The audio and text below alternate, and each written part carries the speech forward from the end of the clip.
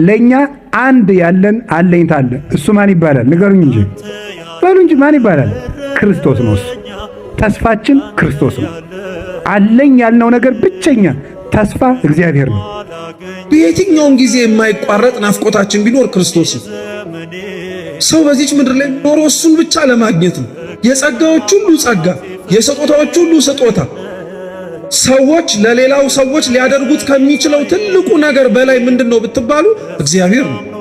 ሰው የሚኖረው እርሱን ለመፈለግ ነው። ክርስቲያኖች በዚች ምድር ላይ ሕይወት ኖሮን እግዚአብሔር አምላክ እስካቆየንና እስትንፋስ እስካለን ድረስ እስከ መጨረሻይቱ ህቅታ ድረስ ትልቁ ልንኖረው የሚገባው ነገር ቢኖር እግዚአብሔርን ፍለጋ ነው። የማይነጥፈው ደስታችን መድኃኔ ዓለም ነው። የልቡናችን ደስታ፣ የነፍሳችን ረሃብ፣ ጥጋባችን፣ የልቡናችን ዘውድ፣ የሰውነታችን ትምክት እርሱ ክርስቶስ ነው።